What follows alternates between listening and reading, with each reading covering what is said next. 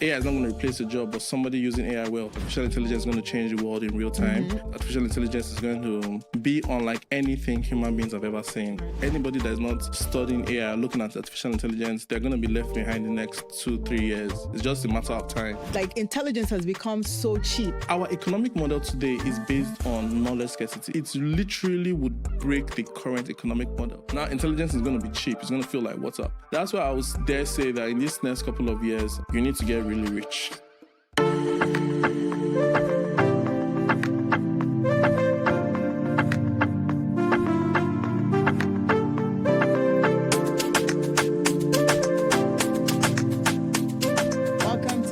Episode of Code and Capital Podcast. We have Wealth in the building. Yeah. Wealth is a cloud security engineer for over 10 years. Yes, man. So we want to get to know you a little bit more and see how you got your passion with AI. Right. Because I have a podcast called AI New Tech, and it's the AI New Tech podcast.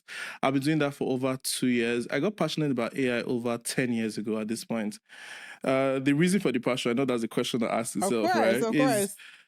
I quickly realized very soon artificial intelligence is going to change the world in real time. I realized that artificial intelligence is going to be unlike anything human beings have ever seen. Right. Like there's been technology, right? There's always been this technology that comes or this technology that comes. But the only way I can explain the effect of artificial intelligence is the internet. Right? When the internet first came into play in the early 2000s, right? It felt like, if you had an email address, it felt like a luxury. Right. True. It felt like a luxury. Like, why do you need an email address? Remember all those yellow pages, all those books? Yeah, I remember using those. Yeah. So now you say somebody has an email address, it's like, oh, you, AOL, what's up? So this is that, right? But in our own era, this is that like times 10 or times 100. Because never in our history have we created things that can think. So the intelligence is the key thing in this whole equation. So I could go on and on. So just feel free to cut me anywhere. No, you're doing good. So, we had an episode where we talked about the AI in education, right? Just from your knowledge, what do you think the impact is on education? And also, do you think AI should be part of curriculum in schools? I think definitely, because if you look at other parts of the world that are actually in competition with the states, like the likes of Big China and out there and all of that, they definitely have AI in their curriculums, right? And artificial intelligence is something that it should be imbibed by everyone. As a matter of fact, I dare say anybody that is not studying AI, looking at artificial intelligence, they're going to be left behind in the next 2-3 years. It's just a matter of time. And I think it should be taught in schools. I think some cities have it like there's no ChatGPT. I don't think that's the best decision. Now, of course, they have their reasons for doing what they do. But what I would dare say is this, that at the end of the day, I think because of the world we're about to go into, and because of the way the era is changing, I think for a child or for young people to be equipped with the skills of the future, one of the best ways to be equipped with the skills of the future is to tap into artificial intelligence at whatever level. And that's where the money is as well, right? So that's where the money is going to be as well. So that's always a good reason why you want to tap into this whole idea of artificial intelligence. Now, as an adult, I'll say you definitely need to start studying AI everybody. That's why I started. So to you, the earlier point around why I started doing a podcast called Artificial Intelligence and New Tech Podcast. The reason why is because I realized there's going to be a whole issue around education. Right, there's going to be an issue around education. People are going to want to know this concept in artificial intelligence. People are going to want to understand this concept in artificial intelligence. And if they don't have where to go, they're going to go to YouTube, of course. Right, of course. They're going to go to the internet. So what I would dare say is this in conclusion: the idea of AI in tech is in school, in education, is absolutely necessary, because without artificial intelligence, you won't be able to compete in the world ahead. Like there's not going to be competition. You won't be able to. You probably wouldn't be able to get a job at that point, like in the next 2-3 years, if you don't have some sort of AI skill set. So, okay, let me give a simplistic example. Let's say prompt engineering or prompting, right? If you don't know how to properly prompt an AI model, that becomes a problem. Yes. And now you're giving the AI model to help with your job or help with whatever you now do, and now you can't properly communicate with the AI model, then all of a sudden that becomes a problem in itself. So those are all the different layers to the reason why artificial intelligence definitely needs to be taught. And so to add extra value to the equation, I think most of the big AI companies already have free AI courses. So I would urge everyone out there to definitely go out there and look. I think Google has some AI classes. NVIDIA also has. Meta also has. So definitely explore those free materials and actually get your legs wet. And also back to the money thing, right? So there's Yeah, that's there's actually a money. good segue. So, right now, AI is everywhere. Everybody needs to get involved in tech. Now, we want to talk about AI investments, right? So, everybody knows about the stock market, a good way to make money. We've heard that AI is going to make the next billionaires, right? So, what are the companies or new technologies that are coming out that people should be looking to invest in right now so that they get in early? So I'm gonna go. So this is not financial advice, Yeah, of course. yeah, Right. So don't hold us liable for Mm. this. Please do your own research at all times. Having said that, to your point around AI investments, now there are a couple. Like some of the most. Sometimes just stick to the basics. It's simplistic, right? Nvidia is not going anywhere. Like Nvidia is just one company that if you buy Nvidia stock, and again, this is not financial advice. Talk to an advisor.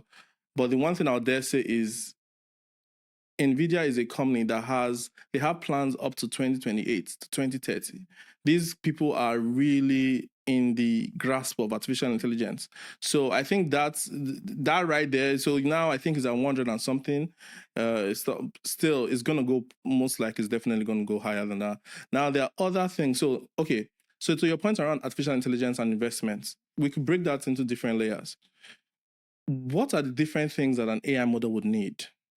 Right. So for every single AI model you see out there, there are lots of things that it needs to function. So for example, an AI model needs a facility like a data storage place. So just think of it like a data storage where all of this computing is actually taking place. That's real estate, right? So when you break it down from like the supply see chain what it perspective, you needs, see what yeah. I'm saying? You're going to start seeing all the different elements. Now, what does all these big AI models have in common? One thing they all have in common is that they need power. Yes. They all need electricity. They all need power. I think this is public knowledge. But again, do your own research. But I think there's a company called OKLO.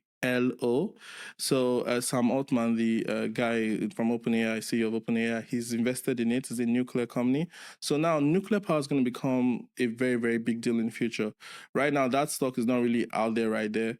So that's something that is like a nugget that a lot of people are not. NVIDIA, everybody's looking at, but this one is something that everybody's not looking at yet. So there are a lot of different things. But what I would say is this: just for you to be able to follow the trends, you just need to do the research of going through. Of course, you're not going to get everything in one single episode, but if you keep on watching, you're going to probably get everything, right? Well, if you go step by step, okay, so these AI models are going to need electricity. Now they're also going to need cooling. So there are different things. There's also going to need packaging. So there are different things that all these AI models need. If you trace the companies making all those different things, then you're not going to be able to start saying, okay, this makes sense. Right, this makes sense to invest in. This makes sense. And I was talking to a friend of mine, and you're going to also notice something. A lot of big players are going to start investing in those companies. So that's going to be your telltale sign. So, for example, Sam Altman, this one, then you're going to start seeing a lot of companies investing into these startups that are like seemingly meaningless, but they actually mean so much because, like I said earlier on, electricity and the demand, the kind of electricity that we need, America doesn't yet produce that level of electricity. So they're going to need like nuclear plants and clean energy to be able to make these dreams of artificial intelligence more of a reality. So therein lies the investment strategy. So the investment strategy from my perspective is you just follow the chain of the supply chain. Then you start seeing the companies that are the biggest players in different. So that you bring up a really good point. So are there really any AI companies that can say that they're profitable today? Because we know how the high cost of operation based on, the power output, the carbon footprint is high. So can we really say any AI company right now is actually profitable? That's a very good question. Now, so I think OpenAI is about to do an IPO, so that brings me to a very good point I was meaning to make with the whole AI investment. So I think there's the conversation that they are trying to go IPO. I think when they do that, they probably most likely be profitable because their valuation is going to be at 1 trillion at least. Oh my gosh. Right? Then if not from there to 2 trillion. Now some people are like, oh, it's gonna be like it's gonna go up and go down. I'm like, even if it does go down, I think it's still a good stock to have in your portfolio. Again, not financial advice, but to your point around artificial intelligence and all of this, I think at the end of the day, one thing for sure is that if you're making the right investments, looking at all these different like segues, it's one of those things where OpenAI doing that whole thing with an IPO and being profitable is really, really tricky because so think of it like Google, right? Google has different businesses Yes. offerings under Under their Alphabet. right under Alphabet, actually, not even Google. So they are able to, because these companies are so gigantic, they're able to like mix, and so you really can't. But honestly, in my honest opinion, if I was to guesstimate, you should probably this is just a guess. I wouldn't say a lot of them are not, especially the startups, especially the younger startups are not yet profitable because it's kind of very early days right now for them to be able to monetize what they're doing. So they're not as profitable as other companies. But the bigger boys in the field, most likely they could be profitable because, for example, these guys have like a very premium package of $200 per month. ChatGPT, right? ChatGPT. Yeah. Like this, Yeah. so Yeah. some of these guys are actually selling something. Yeah. Yeah. So to your point, a lot of the younger startups might not be profitable right now, but I think the bigger boys in the equation are definitely profitable. When you mention the bigger boys, can you just give us some names? Yeah, so the obvious ones, the OpenAIs of the world, the owners of ChatGPT. So just so you make the correlation, so OpenAI owns ChatGPT. OpenAI also owns Sora. That's almost feeling like a thing of its own these days. Then the big boys are Google, of course. Google is another big boy. Then Meta is another very big boy in the space. You see. Elon Musk. Grok is also a very big boy in the space as well, just because of who's backing them, right? Who's behind Grok? Yeah. That's a juggernaut, right, in the space. So those are the obvious ones. Now there are some other guys out there, the Anthropics of the world, the Claudes of the world, the Anthropic owns Claude. Then there are other guys that are out there, but I would say, if I was a betting man, those ones in particular are like the biggest boys in the field, like the ones actually struggling for the market share. Keep in mind that a lot of other smaller AI models or a lot of other smaller companies that are in the AI space are more likely to be some sort of they're using some sort of connection to ChatGPT to make their own work. It's like the same thing with like a lot of the technologies that we use are just white labeling of other technologies. So keep that in mind as well. So that's another thing that happens. So they might not even be inventing anything new, but just repackaging what already exists. Question I have for you: I know you're in security space, cloud security, and are you involved in those conversations when it comes to AI regulations? And what are your thoughts on AI regulations? AI regulations is one of the grayest areas in this whole conversation because now there are not enough laws for it. Like so AI regulations based as of right now, most of it I kind of think is kind of left to the companies to make those decisions around what's artificial intelligence, the laws around it, because the law and the government is not able to catch up, which is of course not the fault of anyone, because these technologies are coming out so quickly. Like see what Sora did just recently, right? Sora is doing a lot of like mind-numbing. So I saw a video of Martin Luther King in WWE. Right? So I wonder how, like, I know for example Martin Luther King's family probably wouldn't like that, right? You're using the image of Martin Luther King as like some sort of just for entertainment at this point. But so his estate probably wouldn't like that. So there's just so much nuance in this whole conversation right now. Now, of course, again, it's one of those things where as of today, the idea of securing or any of that, so the laws is all just left to the companies. Now, from a security perspective, I think the most important thing with security is the conversation around data protection. I think data protection is one of the most important parts of this because it will surprise everyone to know how much data is being ingested by this AI. Crazy. It's being ingested. People are giving it pictures, people are giving it situations, people are telling it so much. There's the whole conversation about AI companionship. There's the whole conversation around having an AI girlfriend, an AI boyfriend. Yeah, exactly. So now imagine having an AI girlfriend, AI boyfriend. You're telling it everything. It knows everything about you, and that's so much personal information. That's what we call PII, right? There's a lot of personal information. So having said that, it's just one of those conversations right now, I think there are a couple of organizations out there that are trying to fight for AI safety, AI regulations. If you're talking about AI, now you're going to go into the realm of AI ethics, AI governance. The conversation around is this technology going to take us all out, or is this Right. technology going to replace mankind? What does that look like? So there are just so many, like, again, I could go on and on, but just so many layers to this question. But one thing I'll say for sure is that right now, I think the companies, honestly, I think the companies are doing a pretty good job in general. Most of these companies are doing a pretty good job of taking care of AI safety, AI regulations from their perspective, especially since there's no universal law governing them. And keeping in mind, because the one thing I'll say is this: a lot of these companies are in competition. It's not like they are liable to their shareholders. We talked about investment, right? They're liable about their shareholders, and they're in competition with each other. So you don't expect them not to compete, because if they don't compete, they would die. My best analogy for this is I used to love the Nokia phones. Who remembers the Nokia phones? Yes, we all remember the I used to love the Nokia. I really used to love those phones. But now, today, there's an iPhone that has definitely taken a lot of that market share. So having said that, it's one of those things that if these AI companies don't compete with other companies, they're not going to be in existence. And because of that, they are actually, in my honest opinion, they're actually doing a very good job of AI safety, AI regulation, AI ethics, because right now, there's no universe, because it's one, if I don't do something, somebody else is going to do it. That's kind of the way they approach right now. Did you know that Google was the one that created the technology that OpenAI built off of? I'm sure Google has been working on stuff for 30 years that nobody knows about. They didn't release it. They had a like a AI chatbot back, I think, in 2021. They didn't release it. It was called Mina. So they didn't release it to the public. And even Gemini was called Bard before they changed the name, because the name was terrible. Right.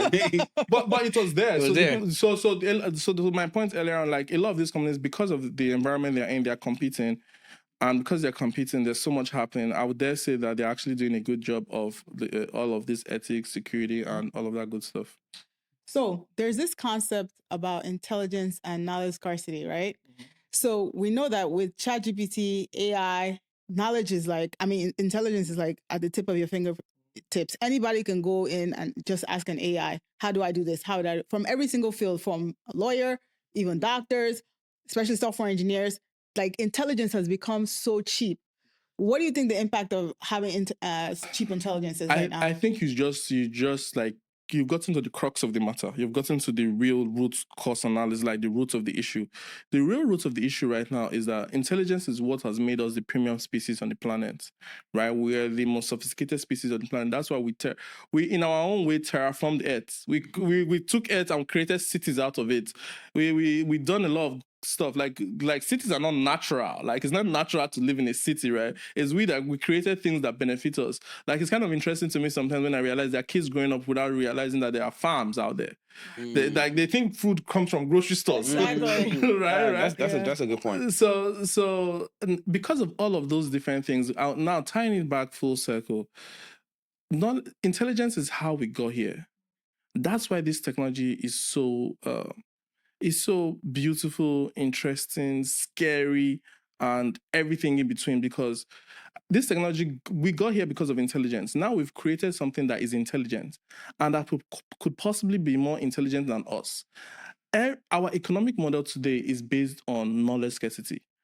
For everybody that is paid a decent wage, you are paid because the skill set you have. So what is intelligence? Like, kind of, let's start with that definition. Intelligence is your ability to acquire a skill, right? Or your ability to change your behavior when presented with new information. So now let's start breaking it down layer by layer.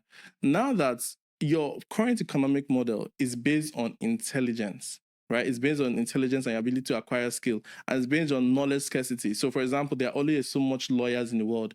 There are only so many doctors in the world. All that to become a doctor is it takes intelligence, and it takes years and time, right? You can't just become a doctor. No matter how intelligent I am, I can't just become a doctor overnight. I can't just say, you know what, in the next 2 weeks I'm going to become a doctor. It's going to still take me time. But now you have AI models that are becoming doctors that are studying to become 10,000 doctors in real time. They are studying 10,000 case notes. So what does that mean? It literally would break the current economic model, because the reason why you are paid decently, or the reason why you're paid a decent wage, is because the knowledge, for you to be able to get that knowledge, you have to have intelligence to understand that knowledge and to use that knowledge. But now you have a technology that has made intelligence cheap. So that goes into the conversation around intelligence explosion. There's the intelligence explosion where Now, intelligence is going to be cheap. It's going to feel like water. That's why I was dare say that in this next couple of years, and it kind of everything ties together, you need to get really rich. Yeah. Because that's the only way to, that's the only solution that I personally have come up with. Now, again, we could go into the conversation about what fields of study kind of would be safe and all of that. But like, you just, because I don't understand to kind of be a visionary and start to project what a world will look like where knowledge scarcity, because let's say you're a doctor, what does that mean when you have an AI model that, who would you rather trust? And let's be logical here. An AI model that has studied 10,000 cases, or your doctor that has done like the most amount of cases he's probably come across in his lifetime are 500. I don't trust doctors right now. so but you see what I'm saying? Like, therein lies that's the crux of the matter. That's the issue. Like who would you rather? So it's going to get to a point, and somebody predicted this very intelligently a while ago. It's going to get to a point where somebody's going to be like, oh, who am I talking to? Am I talking to a human being or AI model? If it's a human being, say no, I want to talk to an AI model. Now that would be for some things, but some things, of course, you probably want a human touch. But yeah, like I said, if your life is at stake and they tell you this guy this entity has studied 500 case notes and this one has studied 1 million. This one, he can make, and that's one of the things with this intelligence, he can start making correlations that this guy cannot even make because he has such minute amount of data. This guy cannot start drawing correlation. Now, the conversation is, okay, what about a doctor that now is able to use the AI models? Exactly. That makes sense. I did a leverage. I did a whole episode about this. Yeah, leverage what the I did AI a whole knows. podcast episode about this, and it's the results, at least of this initial study. This is actually things I've actually gone down all the paths. When I did the episode, what happened in the study was that they found out that a lot of the people, so a lot of doctors disregarded the advice or diagnosis of the AI models. And now I'm guessing human hubris. And those are the things that you don't want to deal with when your life is at stake. Human pride, human ego. The doctors I know will probably do it better. Then on top of that, then some other doctors were treating it like a chatbot. Like a search engine, rather. So they would just go in and search instead of actually giving it enough information to properly prompt it so that it can actually give a good response. So when they paired, so to your point, when they paired AI models with human beings, it didn't really work at least as of last year, last 2 years, I think 2023, 2024. But hopefully in the future, when human beings are realizing, okay, these AI models actually know what they're talking about, then maybe there will be more, there will be that thing you're saying, which is that synergy between human beings and AI models working together to make everything better. But as of today, the human hubris, human ego is coming into play where they are treating like, because think about it, you're a doctor, you study for how many years? Like 10, 12, 15 years, and now somebody's telling you that there's some chatbot. You're like, I still know more than that chatbot. Yeah, and funny enough, doctors' office are the least to adopt technology. I don't know if you've ever looked at the technologies that they use. You go in there and you're like, what is this? Yeah, because again, we're all human beings. We kind of understand that, right? You've been studying something for 15 years, and somebody says, come and change. Like, in some ways, and this is one of the things that your listeners really need to understand. In some ways, the human being sometimes feels like the world should change for him, right? Like the world should adapt to me, right? And I don't blame a doctor for feeling somewhat a little bit of that, because imagine somebody that was studying for 15 years, so he was definitely here before ChatGPT. So now you're telling me, like, especially to a human being, now you're telling me that something that recently came out with it, of course, ChatGPT didn't just come out. It's been out for a long time, yeah. It's been out for a while. But you telling me that this technology that has recently become popular is better than what I do?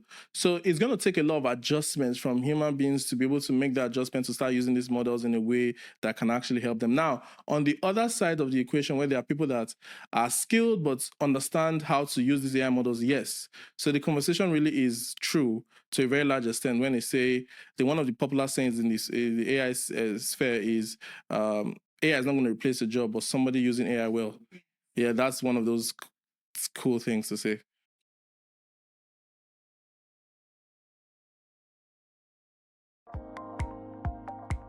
Unlock the door to your future with ONET IT Consulting Bootcamp, where the digital landscape is your playground. Specialize in IT audit and governance, risk and compliance, GRC, and turn curiosity into expertise. Here, Challenges become your stepping stones to success. Over 100 individuals have journeyed from novice to sought-after professionals, securing their place in the industry with confidence. The experience during the class was quite impressive. Wally was very detailed in the step-by-step on the process. It's more than a boot camp. It's a transformation. Step into the realm of cybersecurity with ONET IT Consulting. Follow us on Instagram at ONET IT Consulting and unlock a world of possibilities. Your future in cybersecurity starts here. Do you own a business? Looking for affordable website or app development? My MVP App Consulting provides quality software development services at an affordable price. Just take a look at our past projects. Ready to take your business to the next level? Get started today. So we have a segment called What's New in AI, right? So do you have any updates to share just based on your knowledge through the things that you've been researching in the past couple of weeks, couple of months? Well, there's so much to share. So the AI models are getting better. That's one thing that's like you don't have to put your head in the sand. Now, I think one of the things that I can definitely say is the rate of change is phenomenal. Like never before in our history have we seen technology change this quickly. Like, can you imagine the differences between ChatGPT 3 now and ChatGPT 5? Like, is the world and to imagine that has just been happening for the last 2 years, right? Now, are you seeing what Gemini is doing? Are you seeing Google's AI Studio? So there's so much now to around development. Now there's what we call vibe coding. So one of the things that was a big deal in the world of technology was coding, right? So now you can vibe code your own app. So you could go to Lovable, you could go to Cursor, there are a lot of these, you could go to all these different models, Replit, exactly. Replit is the most popular ones, actually. You could go to this and actually code something for yourself. Like coding, I think you have some coding experience, right? Yes. Coding used to be like the thing, like everyone like, oh, you could code. Really? But now you could actually, so if you have an idea for an app, I definitely say you can actually code that. So that's something new that we've not really seen. Now people that have never coded in their lives can actually, so vibe code is just using these AI models to sort of kind of code an app or something. So that's something that we've really seen that has really taken off. Then on the sphere of, I think the best next story is Sora and how Sora 2 is doing so much in terms of social media. Now, I actually did a segment around this, which is disinformation. Just be, as of today and going forward, there are deep fakes, there's all these different things. Just be very wary what you believe on social media. Like, because it's scary. I'm not gonna lie to you. That's actually one of my biggest fears, right? Because a lot of people are on social media so much and they'll just scroll past something and say, it'll look so real. And whatever that topic is, someone may take that to heart. Right. And the scariest situation of disinformation is, imagine a situation where a president gives a speech. Now they can manipulate it. Yes, now you think he gave, now like this is really like scary. Now he gives a speech and you make the mistake to think he's the one that gave the speech. Meanwhile, he didn't give the speech. It's so easy. And it's so easy. It's not hard. It's not hard. And what's to make it worse, imagine he's actually giving a live speech, but in real time it's being faked. Now you just gave, right? So yes, I know the very smart people around the world are probably grappling with these questions on how to quickly tackle regulation. Yeah, good regulation. But again, there are some. So to regulate what? So what are you going to regulate? You're going to regulate the image of, like certain public figures. You can't regulate their image because they are public figures. So again, there are, at some point it's like when you see all these libraries, you can't like close down a library and say you just close it down. It's for the public. So there are certain individuals that are like that in society where they're actually for the public. They are public figures. So yeah, to your point, there's just so much that's happening and everything. But one thing I want to segue to, by all means, if you guys, the one thing I want to segue to is the conversation around jobs. Right, that's what we're gonna get into. Oh, okay, right cool. Mm-hmm. So please ask the question if you. No, definitely. Like, as you mentioned before, being a software engineer, used to be a top job. You can get 6 figures really easily, but now we have vibe coding. There's different software that a lot of people can look into. So what career paths do you feel like are somewhat safe or people should be looking into? Like, let's say I'm still interested in tech, but you have to have some kind of AI skills. What do you think that people should start getting into and learning about so that they are, competitive in the job market? So again, it's funny how everything ties into everything. So the conversation around AI education. So now you need to be AI literate. True. That's going to become a big thing, right? So that's the first time I'm going to hear this thing, AI literacy, right? So you need to be AI literate. So now you're AI literate. What that does is that you at least have a sense of what's happening. At least you're aware, you know what an AI agent is, you know what artificial intelligence means, you know what models can do what, you kind of are literate. That's one part of the equation. The second part, so now I've actually grappled with this question, and that's why I started doing so many different things. Like some people think I just do the things I do, but everything I do is very intentional. So that's why I started doing so many things. One of the things I think that nobody talks about that is going to become a bigger and bigger deal is community. Right? So, and even the biggest organizations that have studied this don't really talk about this. I think one of the things I've come to learn in recent time, and this is like real gems, this is like something that people will pay like really serious money to hear. I think building a community, having a community, being a part of a community is going to be like priceless, because at this point in our existence as human beings, we've always existed in groups. There's a reason why everybody comes to the city for opportunities. Everybody comes to a city for opportunities. Look at how many people come to Houston. I was on a flight to Houston from New Jersey recently, and the flight was packed. I was like, what's going on in Houston? What's going on in Houston? I was going out of the country, but the flight wasn't as packed. But on my way back, everybody was like, it seemed like they were like, oh, you can't take 2 bags and everything. Anyway, short version of the story is like, so a lot is happening. The point I'm trying to make is that getting into a community and actually having people that are thinking about the same thing. So let's say it's financial independence. You have a friend that's thinking crypto. You have a friend that's a crypto expert. You have a friend that's a cybersecurity expert. You have a friend that is into quantum computing. You have a friend that's into artificial intelligence. Like you have it, so we'll call them SME, subject matter expert, right? You have a friend that's this. You have a friend. Then you can correlate that information and get opportunity. You have a friend that's good in crypto.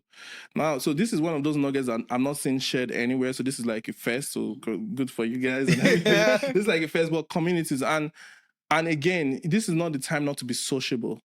Shake hands, kiss babies, be out there, do what you need to do to be able to, at least if you're the one providing for your family, you need to really do that, because if you stay back and just chill, like what's going to happen is it's really unprecedented. You don't want to be sitting around and waiting for UBE or some sort of universal UBI, some sort of universal basic income. You really don't want that to be you, because at some point, yeah, you don't want that to be you, trust me. So I think community is one thing. So this is around the question. So with community, you're going to find the jobs.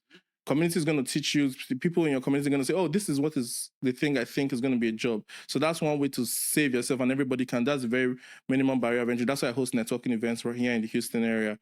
I'm hosting another one on October 10th from 6:30 p.m. to 10 p.m. But again, community is one thing. Then, in my opinion, now I'm going to need your opinion on this one. I think childcare is going to be really. I did see. Trust me, I've had sleepless nights about this subject, as you can tell. I've thought about everything. I think one. So it's two spheres of human nature. The government, government and childcare. You see how that is like the top and top. Like underneath is childcare. People care about their children, care about progeny. Then we also care about who's making decisions about our life, our government. So those two sectors are sectors I think would still exist. Now, of course, I think I've seen a couple of sci-fi movies where there's an AI babysitter. Yeah, robot. But I don't think. Please, would you think mothers would be willing to? So do you think mothers would be willing to give their children to an AI model to take care of? Yeah. No. One thing I want to add here is, right. So me and Buki were talking about electricians, right? As far as learning a trade, that maybe what AI can do right now, right? Do you think that's also another avenue? You talk about AI literacy. How about learning a trade? I see that a lot. I hear that a lot. It sounds good on paper. But the problem is that I wish there wasn't what they called robots or robotics. Yeah, but they're not that good. Have you seen those videos on YouTube? But where they the are getting robot so that's the falls problem. over? Yeah, but that's the problem. But have you seen the new videos where some guy is literally fighting a robot and it wouldn't stay down? So okay, let me give you like a purview into the future from my perspective, at least from everything I've coagulated and seen. Imagine a world where you have a robot here, there's a robot there right now, and you say, "I series 2. I need you to cook. I need to cook me Jollof. a jollof or Bro, why you rice." jollof rice? Nigeria, you guys love jollof rice so much. Damn. Can you say spaghetti or something? Spaghetti. Let's say like a French breakfast or jollof rice, right? Mhm. I so it's just like I don't know how to cook jollof rice or. It's not gonna sound. That's another scary thing. It's not gonna sound like that though. In future, it's not gonna sound like that. That's all what we imagine. It's gonna sound like you. Yeah, like a real human A being. real human being. Now it says you say go cook it. So it just says okay. It never cooked jollof rice before. It plugs itself to the wall, starts charging, and downloads the recipe of cooking jollof rice. Now within 2 hours, you have your full plate of jollof rice. So extrapolate that into everything else. The same iSeries 2, you say, hey, my electricity is down. I need you to learn how to become an electrician. It goes to the internet, it plugs itself, becomes an electrician, and does what you need to do. It goes again, say, oh, my toilet is slow. I need you to do this. That's the future. True. I agree. So now, the trade thing, okay, you can do the trade thing for the next 10 years. Maybe, and again, the problem I even have with even saying 10 years and even giving a time frame is the rate of change. Yeah, things are changing quick. Every day there's something If you else. really sit down to think about where we're in the world of AI in January of this year and where we are now, I feel like it just took over. It started and boom, it was gone. Like Hey, it people just see started the, and it just exploded. exactly. they see the value in it. I'll give a perfect example. At my job right now, I work for one of the biggest tech companies in the world, right? Every week, we have a training on how to use AI to make our job easier. I'm like, and I know some people may feel some kind of way because are they forcing us to use as agents where now only people that know how to build agents are going to keep a job. If you don't know how to build agents, what happens to people? But again, I think from my perspective, I think is a skill that we could use anywhere. Yeah, I If mean, you- today I had to write a prompt to do a 13-page market research on a competitor for a business at work. Yeah, Before it took you weeks. It took me 30 minutes. It could have took you weeks before. It literally took me 30 minutes. And okay, what do you think about the results that you got from that prompt? Excellent. And we're going to be implementing it into our next campaign. Can you imagine? So I think for me is allow me to have more time to do other things. Mm-hmm. That's one benefit that I've seen with artificial intelligence. Right. Go ahead. No, I was going to say, okay, so what are some of the tools that people should be using right now or looking at to kind of like keep them abreast of all the changes in AI right now? Now, I'm working on something to make that happen, to kind of keep you abreast of everything, because there's just so much happening. It's so quick. It's so many things, and so many things are feeding off of so many other things. So many things. But tools, it just depends on what your industry is and what you're doing. So, for example, but I think the easiest one that everyone can kind of relate to and kind of caters to everyone in real time is ChatGPT. Like you can now Gemini 2 does a good job because have you seen the AI mode for Google search? Have you guys used that? Yeah, AI yeah, mode? I have. Yeah. So that's also a very good one as well. But between those two, you should pretty much be able to figure out everything else you want to do from there. Because within depends on the model you use for ChatGPT. Now you can use an agent to scrape the internet to do certain research. Now there's so much you can do with ChatGPT just within ChatGPT.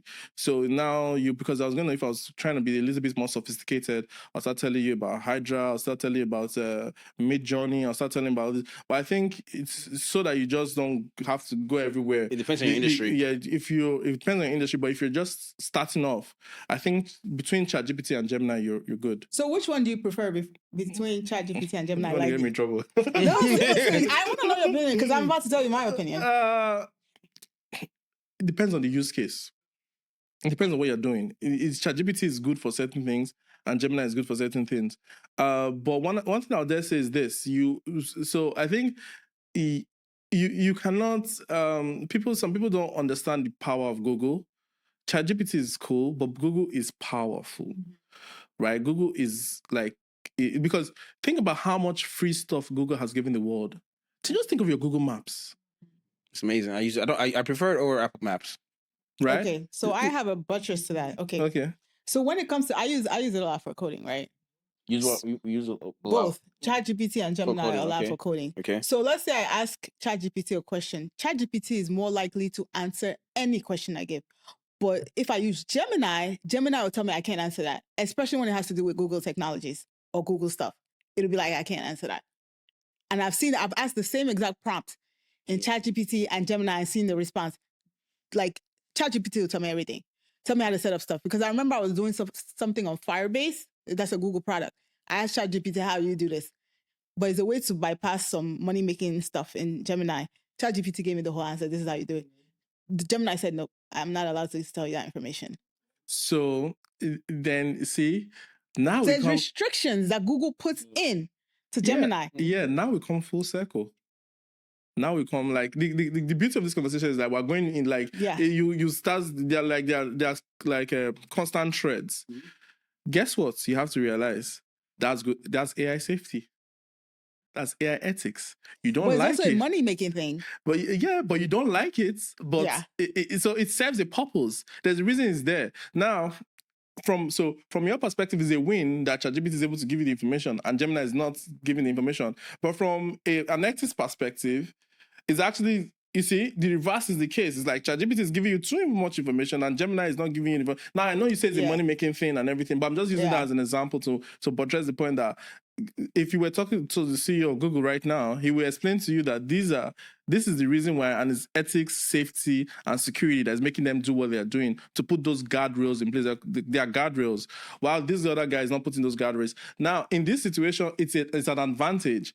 Well, think about it in reverse, right? So that's why I mentioned the two of them, because there's a yin and yang.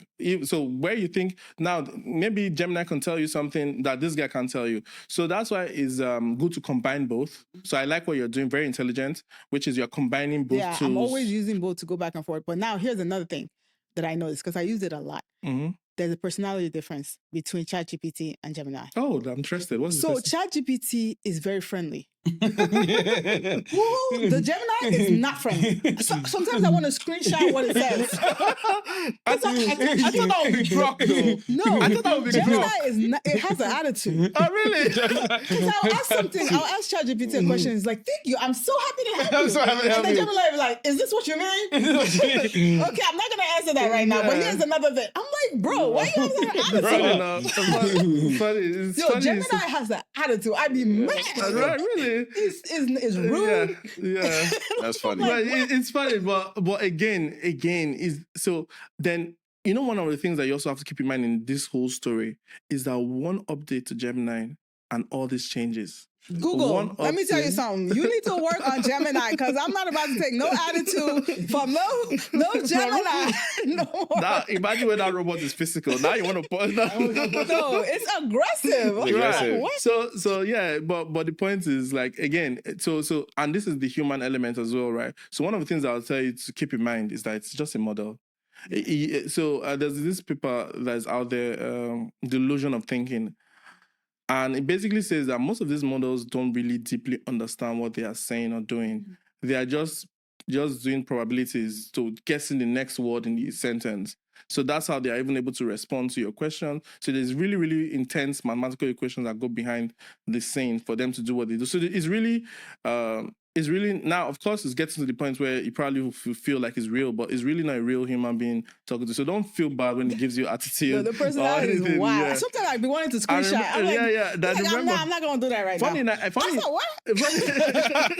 I'm not going to do that right now. No. Who talking right now? Talking to like that. Yeah. I got you. That's funny. Yeah, that's funny. The thing I was there to say is like, you just want to be careful one way or the other. Like, you just want to be careful, because the thing you think is a benefit here can be a disadvantage here, and the thing is a disadvantage here can be a benefit here. It just depends on how you see what perspective. Because again, I have another antidote. That's hilarious. No, really, really well. So one time I asked ChatGPT something and it couldn't give me the right answer. It kept messing up. And I told him, suggest another GPT that's going to help me fix this. He's like, please don't go to another GPT. He's like, give me another chance. Another chance. Right. It kept saying, please give me another chance. Give me another chance. I was like, what? And it's another thing that's, a lot of people doing. You're asking ChatGPT to help you create a prompt as well. My brother was here a couple of days ago, right? So he showed me evidence. He's been using ChatGPT to pick stocks. And he showed me how much it's been up since he started using ChatGPT. He's asking ChatGPT to identify penny stocks. So and he told me all the stocks ChatGPT has been giving him, and he showed me for the past month how he's been up at least 50%. Oh, nice. Oh, nice. So, but he's again, it's not advice. That's what my brother showed me lose money last week. Baba. That's what he showed me, Right. and I was like, okay, yeah. But he's actually trying to help him create the prompt. He's not creating a prompt. He's actually trying to help me create a prompt. That's what he's been doing. Yeah, awesome. Yeah, awesome. so again, you see, that's the creativity of human beings, right? So again, to an earlier question, one other thing I want to add to that question is being creative. Now, more than ever before, you have the tools to do almost anything. Right, this is like the golden age of humanity. Of course, we don't know where this golden age leads. Whether it leads to the apocalypse, we don't know yet. The end of But our way there, it's the golden right now.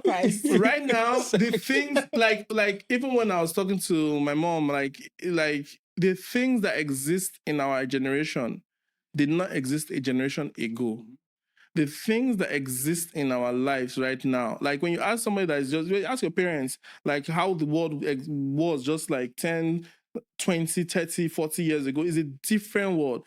So one thing I would say is never before in our history have we been able to create things the way we can now. Like, I remember back in the day. Now this is gonna belie my age. I'm very young. Don't catch my age. Still young. I'm very young. You're still looking fresh. You're still fresh. Thank you. But back in the day, right, you could argue. There were arguments over facts.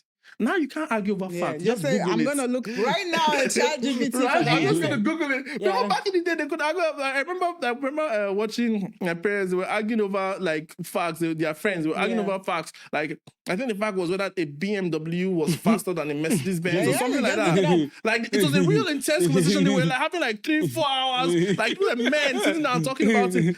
Now. Oh, yeah. Search for it. Just Google it. Case closed. So you have to do anything productive. You have all the information at your fingertips. To learn anything, you have all the information at your fingertips.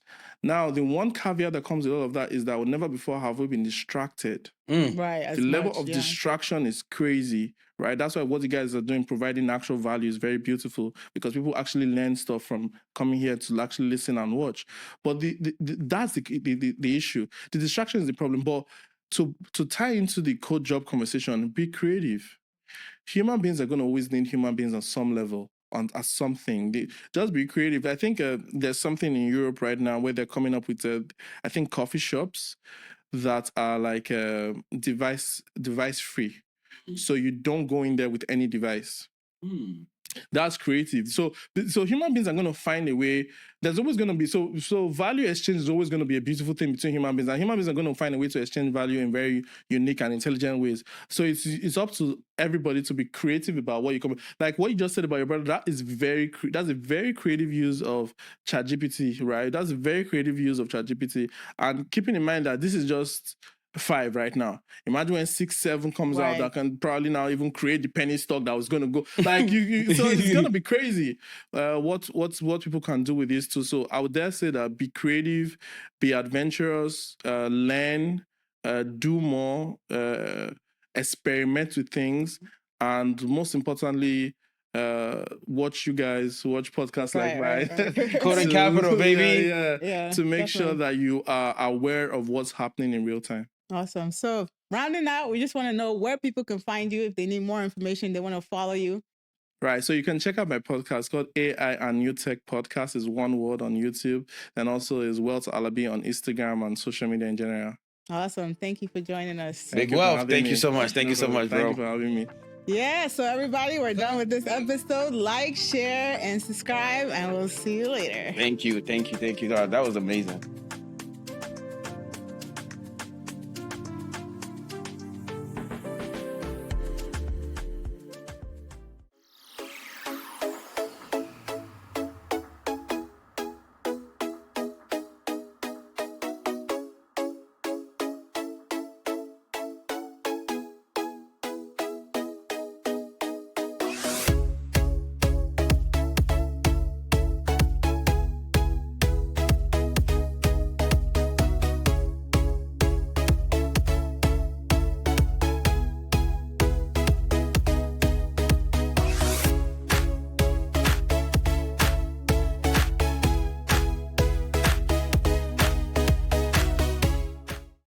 might stroll while you listen to them bass drop.